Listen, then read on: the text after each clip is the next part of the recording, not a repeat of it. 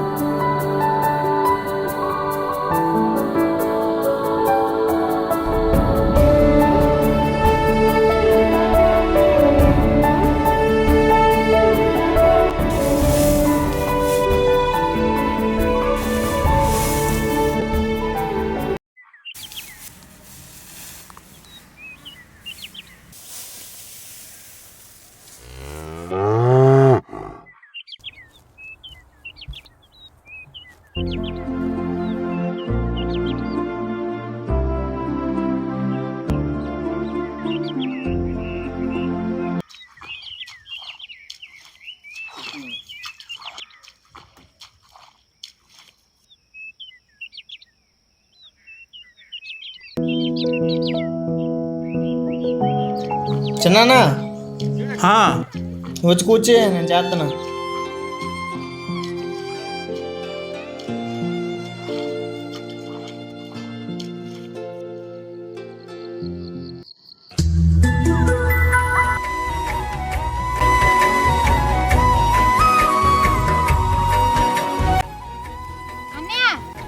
చెల్లి, ఫోన్ చేస్తే lift చేయవేంటి? Phone అక్కడ ఉండిపోయిందే. రా తొందరగా, రాఖీ కట్టాలి.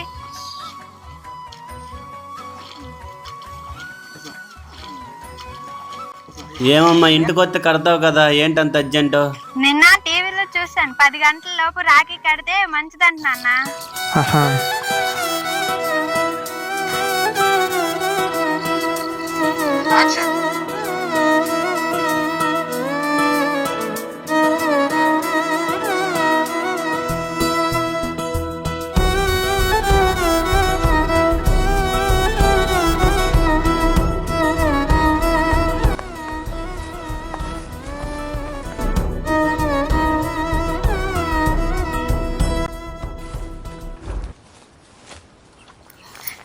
రాఖీ పండుగ రోజు రాఖీ కట్టేయడం కాదు, కట్టించుకోవడం కాదు, స్వీట్ ముక్కలు కాదు, డబ్బులు అయ్యాలి.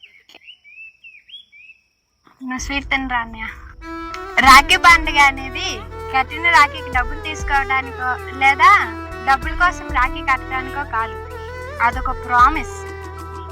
రేపు నాకేదైనా కష్టం వస్తే తను నిల్చుంటానని, తనకి ఏదైనా కష్టం వస్తే చెల్లిగా నా ప్రేమని ఆప్యాయతని చూపుతానని, అంతకు మించి ఇంకేమీ లేదు. అదొక ప్రామిస్ అంతే. డబ్బులు ఇవి అన్ని అంటే జస్ట్ ఫార్మాలిటీ.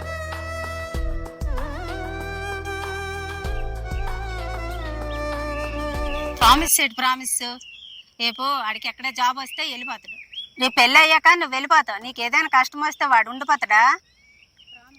ప్రామిస్ అంట నువ్వు. బయట వర్షం పడుతుంది అంటే గొడుగు తీసుకువెళ్తాం.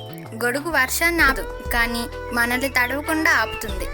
అలానే ప్రామిస్ అనేది కష్టాన్ని దూరం చేయలేకపోవచ్చు, కానీ కష్టాన్ని తీర్చుకోవడానికి కావలసిన శక్తిని, ధైర్యాన్ని ఇస్తుంది. అది చాలు ఎలాంటి బంధమైనా స్ట్రాంగ్గా ఉంటుంది అని చెప్పడానికి.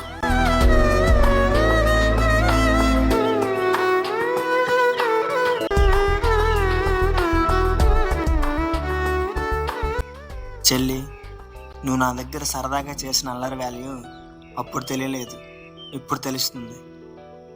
నాన్న తిట్టేటప్పుడు నేను డల్లగా ఉంటే నువ్వు నన్ను నవ్వించడానికి చేసే పనులు చాలా సరదాగా అనిపించేవి. నాన్న ఎప్పుడు అనేవాడు, చెల్లెళ్ళ బాధ్యత నీదే అని. కానీ నువ్వు నా బాధ్యతే కాదు, నా బలం కూడా నువ్వే. ఏ రక్షాబంధానికి నేను నీ దగ్గర లేను. వచ్చే రక్షాబంధానికైనా నేను నీ దగ్గర ఉండేలా ప్లాన్ చేసుకోవాలి ఇప్పటి నుంచే.